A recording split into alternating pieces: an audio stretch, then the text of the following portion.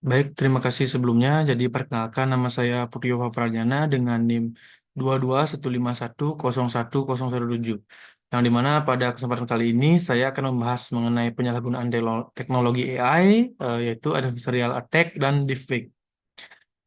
Oke, langsung saja. Yang pertama itu ada adversarial attack. Nah, adversarial attack ini adalah di mana teknik memanipulasi input agar membuat model AI, khususnya machine learning itu melakukan kesalahan prediksi.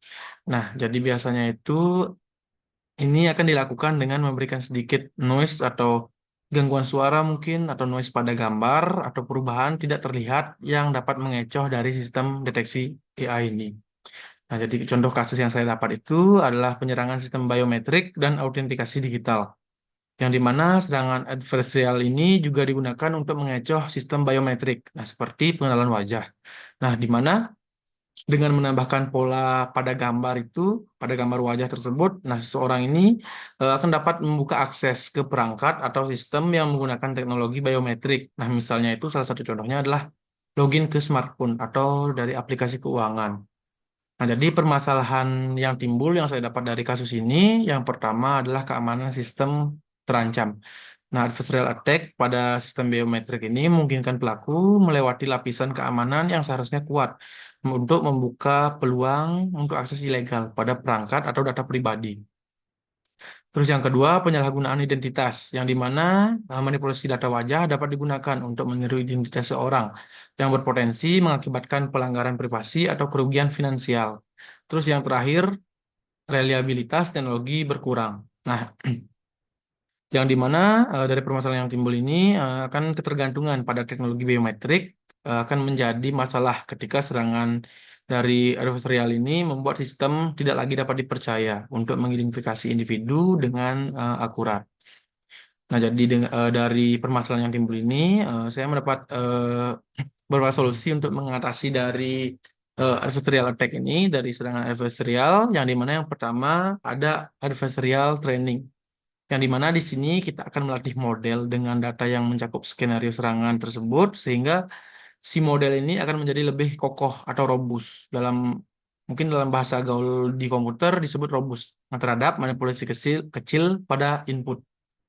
Terus yang kedua, multi layer security, yang dimana di sini itu akan menggabungkan beberapa dari metode keamanan seperti biometrik, PIN, ataupun faktor fisik lainnya untuk mengurangi ketergantungan pada suatu teknologi.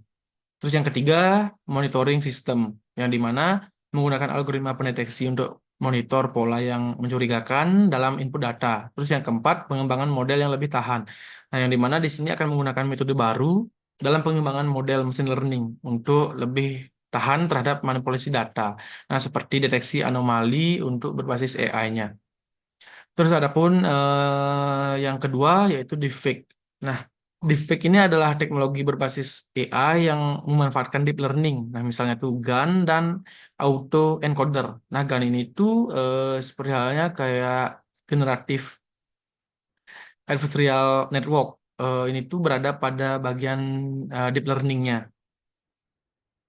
Nah, jadi contoh kasus yang saya dapat itu adalah serangan deepfake untuk memanipulasi nih atau menipu sistem keamanan dari biometrik. Nah, sama seperti adversarial attack sebelumnya. Jadi contoh kasus ini saya dapat pada tahun 2023 dari laporan riset keamanan. Nah, menunjukkan penggunaan teknologi deepfake ini untuk menyerang sistem pengenalan wajah, yang dimana ini tuh digunakan dalam kontrol akses fisik maupun digital. Nah, dalam salah satu demonstrasi, si peneliti ini berhasil menggunakan deepfake ini untuk berbasis video untuk meniru wajah pengguna sah. Nah, jadi serangan ini itu berhasil membuka akses ke sistem perusahaan yang bergantung pada biometrik seperti kayak sebagai mekanisme autentikasi utamanya. Terus permasalahan yang timbul dari kasus ini adalah yang pertama itu ada keamanan akses, yang di mana sistem biometrik ini yang seharusnya menjadi lapisan keamanan tambahan dapat dikompromikan. Nah, memungkinkan terjadinya akses ilegal. Terus yang kedua, kehilangan data sensitif, yang di mana dengan akses ke sistem perusahaan ini, nah si pelaku kejahatan ini dapat mencuri data yang sensitif atau melakukan sabotase. Terus yang ketiga, kesulitan deteksi. yang dimana deepfake berkualitas tinggi ini akan semakin sulit dibedakan dari wajah asli, bahkan oleh manusia sendiri. Jadi solusi yang didapat untuk mengatasi permasalahan yang timbulnya, untuk mengatasi dampaknya itu, yang pertama ada multi-factor authentication atau MFA.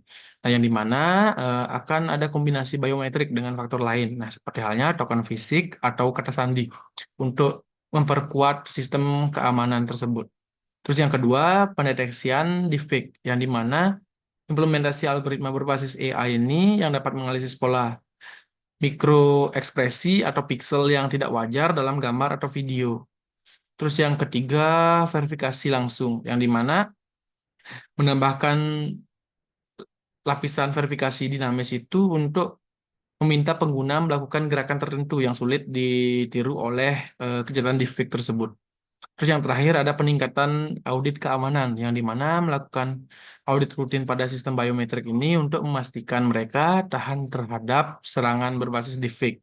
Nah, jadi kesimpulan yang saya dapat dari kedua kejahatan di dunia teknologi ini, adversarial attack dan deepfake ini akan menunjukkan potensi besar teknologi AI. Nah, untuk disalahgunakan. Jadi solusi yang paling efektif itu sih akan memerlukan pendekatan kombinatif antara inovasi teknis seperti robustness, testing, dan teknologi deteksi. Dan kebijakannya juga, kebijakan regulasi yang progresif ini untuk memastikan keamanan dan etika dalam penerapan AI di dunia nyata. Nah, jadi saya kasih ini yang saya dapat, yaitu referensinya dari studi deepfake detektor oleh SEI CERT pada tahun 2023. Terus yang kedua, analisis adversarial deepfake oleh Airshif dan riset dari Universitas UCSD pada tahun 2021. Dan yang terakhir, regulasi dan teknologi terbaru dalam AI security pada tahun 2024. Nah, jadi sekian presentasi dari saya. Jika ada kesalahan kata atau kurangnya pemahaman saya, mohon maaf. Sekian dari saya, terima kasih.